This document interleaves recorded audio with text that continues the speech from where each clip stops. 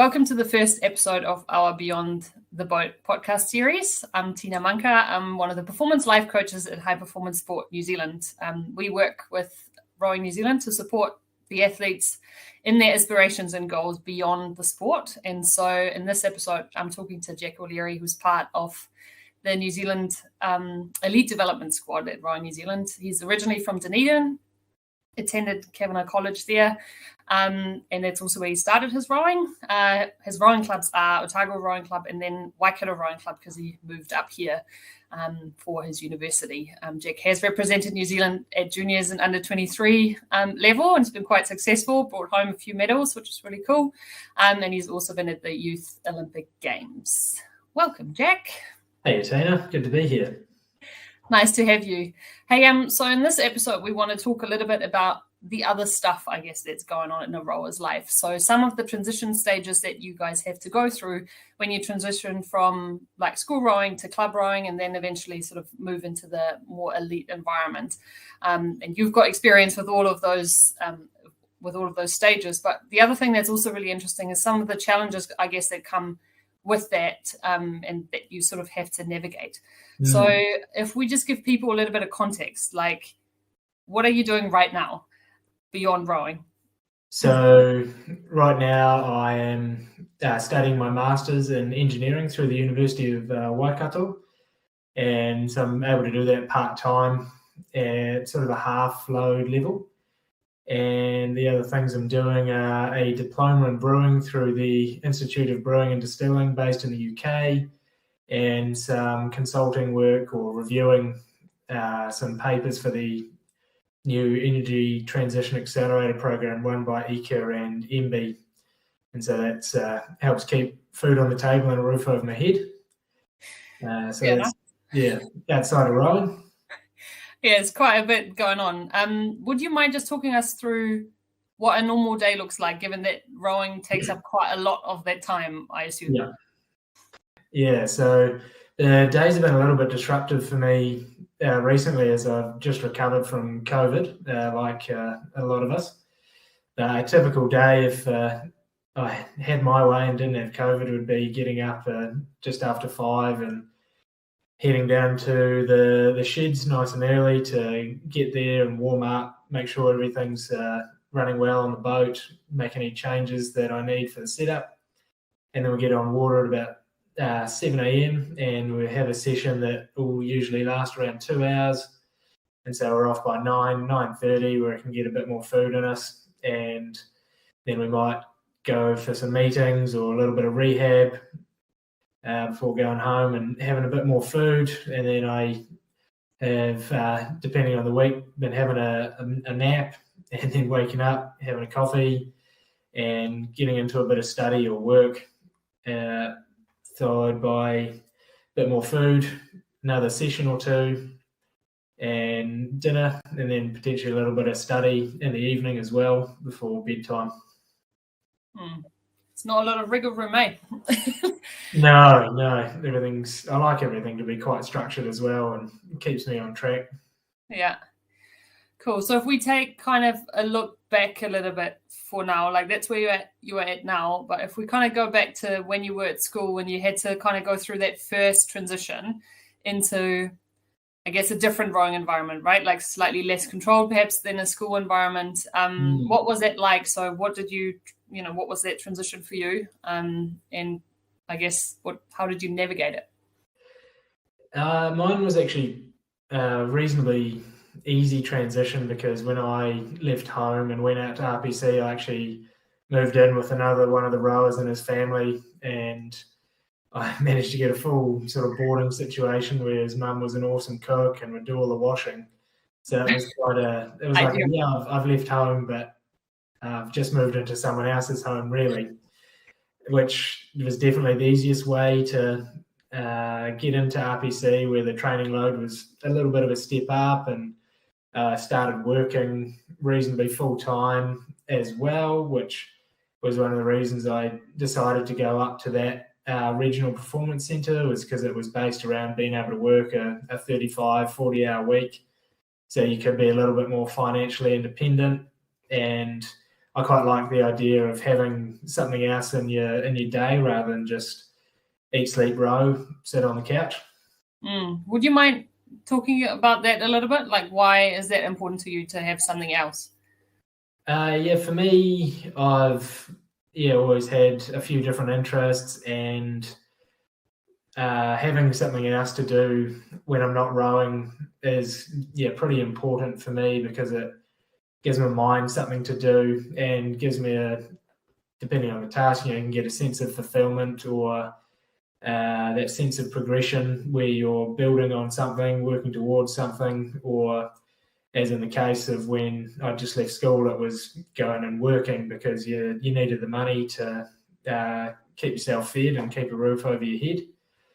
And I think you and I were talking about it earlier today, was having something else in your day that if you don't, often that rowing session in the morning can make or break your day. If you it might even not be in your control, where the weather might have been horrible, or you might have just been beaten by a better cruise, and that'll sometimes, if you're not careful, can cast a shadow over your day. Whereas getting something else in your day and getting good at switching on and switching off of that, and can mean, the rowing didn't go so well, but at least I'm going to go out and, cool, I've finished this assignment, or I've caught up with some good friends, and I've got a few more strings to my bow, rather than just being Jack the rower.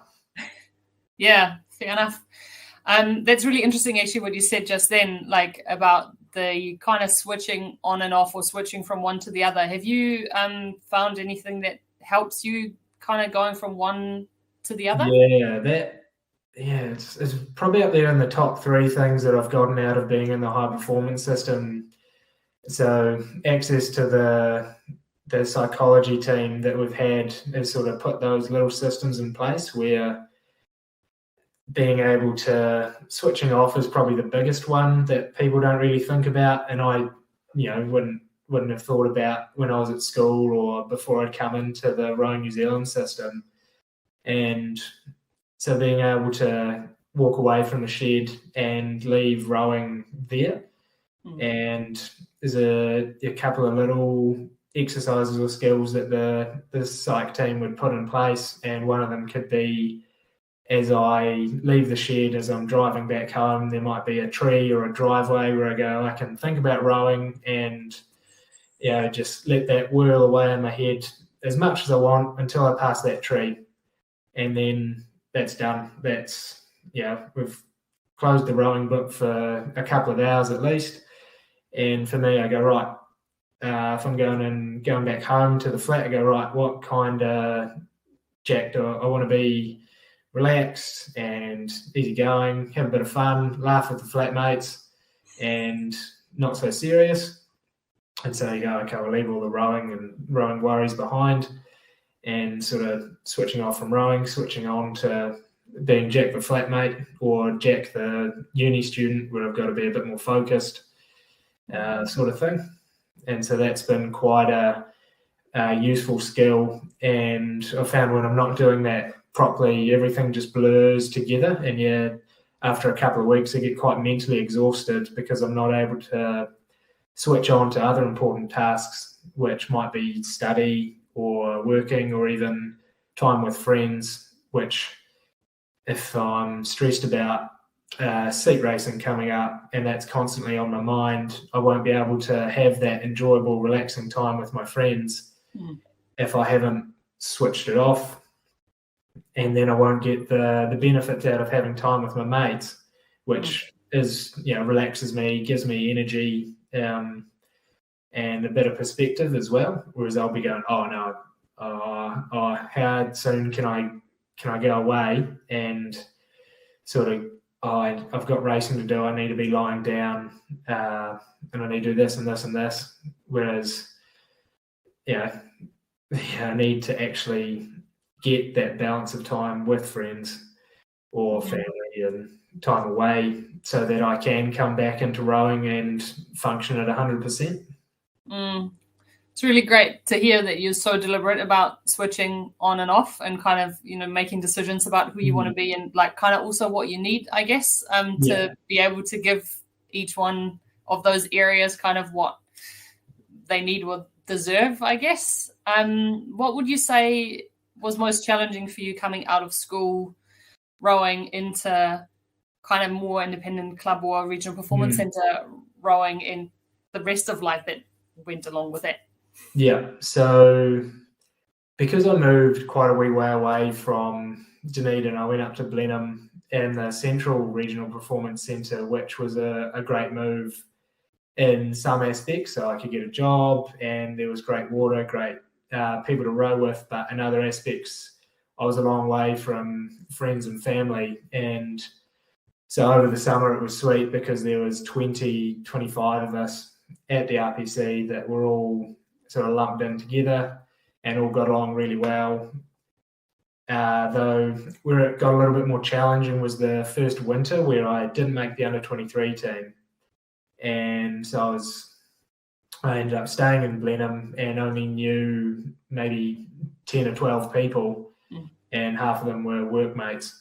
So, probably didn't realise how much I enjoy and need that social time and really good, deliberate social time with mates to sort of keep me sane or on the track and being the best jack that I can.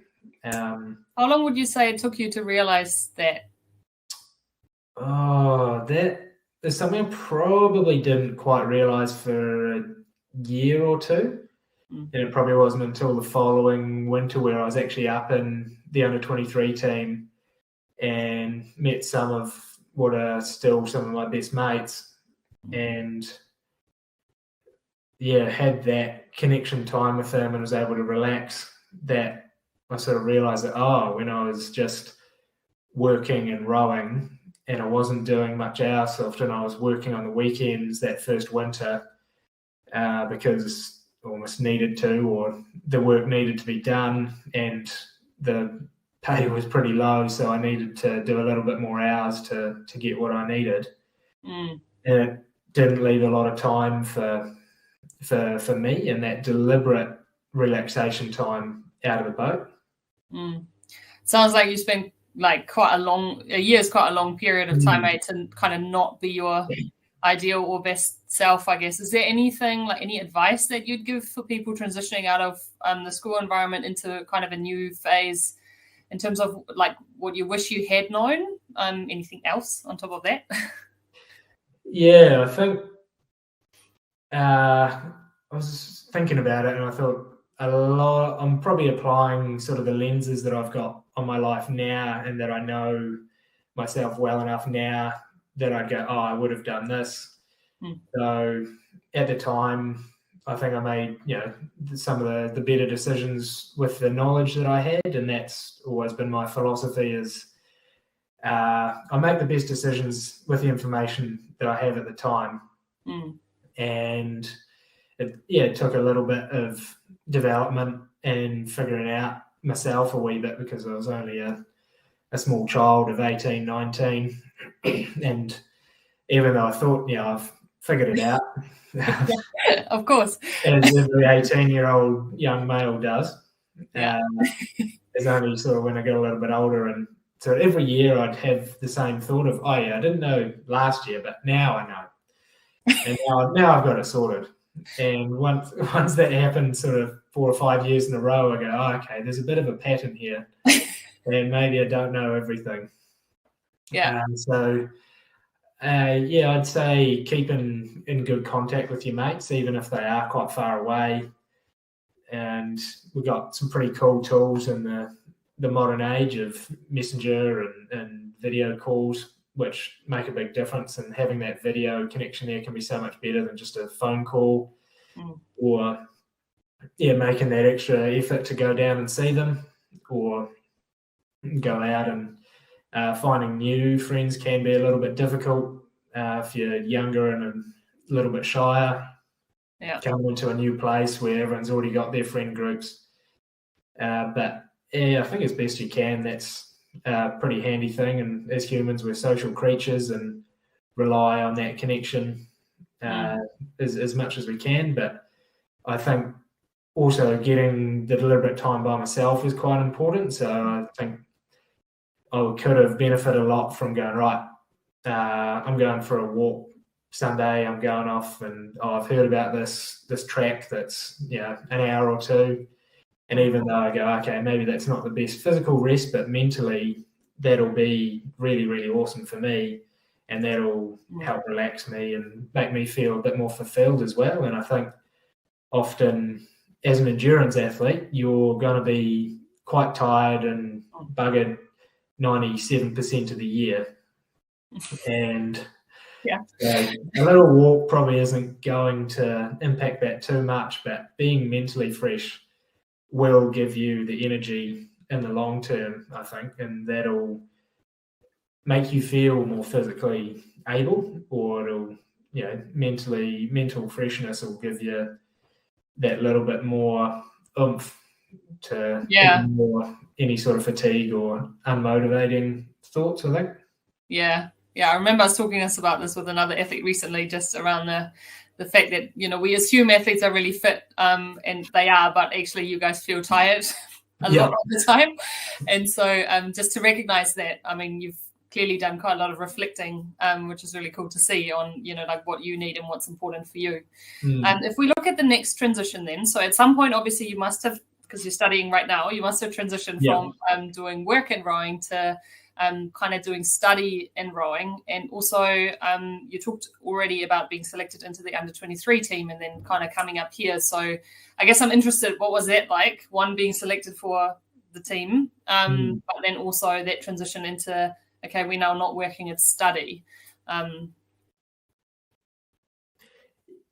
So the first selection into the under-23 team was a pretty big moment for me, and I sort of got in by the skin of my teeth as well, sort of right down to the last day of seat racing, and combination of that and the immense success that the under-23 team had the year prior put quite a bit of load and expectation on it. And I'm going, man, how am I as the new kid coming through and not as big as the guys last year, how am I going to be able to live up to that? And I just I guess we're just a bit of a development year. But it's quite surprising, sort of every campaign that I go, we're a development year, but you're comparing it to their end of season where they were at their pinnacle. And then you sort of get through the season and it's just like, we've actually improved quite a lot. And then you actually do quite well. So that, having always coming in with that attitude was probably quite beneficial, because you come in as a student and as a learner and all you want to do is just get as much information as you can off everyone. And probably the transition I had the next one was coming into summer squad, where I'd come off a big successful campaign, and then you come in and all of a sudden there's people with opinions on a couple of different ways to do things, and because you go, I did quite well, so obviously my way has merit, I think we should do this, rather than come in and going, well, these guys are actually been here a lot longer than I have. Maybe their way is better, maybe it's not, but at least I should probably hear them out. But as I was still quite young then and still young now, but you're coming in with that student mindset is pretty important, and actually listening to everyone, hearing what they've got to say, giving them the opportunity to speak freely. And before you ask, or before you say, maybe, have you considered it this way? Great advice for our under-23s coming in at the moment. Awesome. It's very timely. What did your kind of, I guess, academic or work transition look like?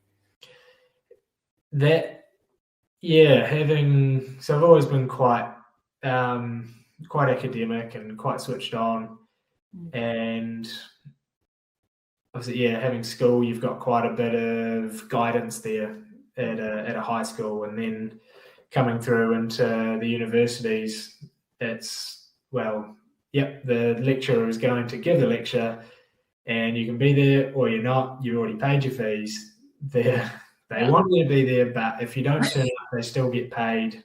Yeah. And that, again, having friends that were there that were doing the same courses where you could help each other out was immensely beneficial. And that's something that's been a pretty key theme through my whole academic career, has been the people that I've done it with. And yeah, I can get the work done on my own, but when you've got a group of people there and you can get more ideas off them or guidance, because there's a lot of intelligent people out there, but for rowers especially, where you're quite tired, having other people there which are in the same boat, metaphorically and literally as well, where they're going, okay, yeah, we're all tired, but yeah, we're going to get this study done, can be quite good. You get okay, oh, if John's doing this, then I guess, yeah, I'll do it as well, and then we're in it together. And so having that good group around you is, again, pretty important and pretty key theme for that transition. So would you recommend, I guess, that rowers or athletes kind of form, I guess, study groups or something like that amongst themselves, or would you also suggest that they kind of try and connect? I'm not sure how easy it is for you to actually connect with other course members, given that you're so constrained in terms of time. Yeah, it definitely depends on your situation. And so one of the things that I am really, really grateful for and pleased with the decision I made to come and study at Waikato for engineering was that the campus is 20 minutes away. And so I can go to lectures, I can go and meet people, and that was a really, really good decision. But a lot of rowers, and I'd say sort of 80, 90% will probably study by distance, and so that is a lot harder. And for that, I think, putting in habits and little systems to get the study done, because 9 times out of 10, you're not going to be motivated to do it. So if you're waiting for motivation to hit you, you might be waiting quite a while, and you might be waiting until rest week before you actually get the energy. And so, there's a couple of little strategies that I've worked out, and some are just, if I'm, it might be as simple as, all right, I'm just going to put the stopwatch on and I'm going to set it for an hour or 40 minutes, and I'm just going to sit at the desk. And even if I just read the assignment and brainstorm a few ideas, and I tell myself that's all you have to do. That's, don't worry, you don't have to accomplish the whole task. Just sit down, just do a little bit. And then all of a sudden you sit down and you go, oh, okay, and then you're off on a roll. And it's, the hardest part is getting to the desk and getting focused. Really important. We talk a lot actually with athletes about starting, just kind of taking some action, and the motivation will kind of follow. And also we talked about this before, making use of the small chunks of time, kind of not waiting for, I need to do this when I've got a big chunk of time. Chances are procrastinate. So it's really great to hear you say that, and even sharing those little strategies, I guess, with people. Just looking at your support system, who is actually supporting you in, all these endeavors, I guess, that you're trying to pursue at the same time? Yeah, so I've been quite lucky to have really, really good support from mum and dad through the years. And because you're studying and rowing, it's very difficult financially to sustain yourself. And so I've definitely benefited from having mum and dad to, basically pay for me to live for a lot of my study before I went full-time. And I was able to go out and get the student loan or get scholarships. And so that, is probably, there are definitely a few good scholarships out there. And I'd suggest, if you're going to uni, go in and talk to the department that is in charge of scholarships, because there'll be probably a couple of employees there that their entire job is to find you scholarship opportunities. And I didn't realize this until my last year of undergrad, unfortunately. And I go, oh man, there was just such an amazing resource here that I could have saved my future self tens of thousands of dollars. But it can be hard. Often as a New Zealander, you all don't always want to put yourself out there, or you think, oh, no, someone else will get that. But not a lot of people actually go for the scholarships as a percentage, I'd say. So you'd be quite surprised at what is out there, and even getting into the habit of putting yourself out there, you can. The first couple of the more difficult ones, because often you need to build almost like a couple of documents of the typical questions or bios about yourself. But after that, you can almost copy paste, tailor it a little bit for this particular scholarship and send it away. And all of a sudden you could have applied for 5 or 6 and you might get one yes, and even a couple of grand or something is immensely helpful for a student.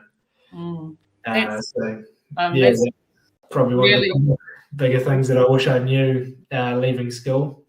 Yeah, that's some really handy advice. Hey, before we wrap this up, have you got any other little bits of advice that you want to get off your chest? I think, probably the biggest things that I was thinking of was the switching off and switching on, and so getting a couple of little strategies for that can be quite helpful.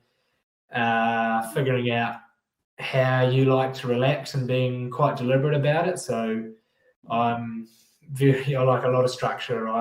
If I'm getting busier and I like to be busy, I'll plan most days out to the hour within a little bit of wiggle room.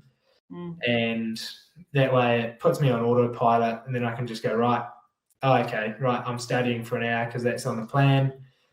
Or, oh, sweet, I've studied for an hour. Now I can go and actually relax and try to find something that isn't just, I'm just sitting and scrolling on the phone and finding a TV show to pass the time, but trying to be a bit more deliberate with your relaxation time. So for me, it might be going for a walk, or even going all the way out to Raglan, driving an hour to have a coffee and dunk in the water is something that I really like to do. Or for me, it's go to a craft brewery and sit down and have a beer.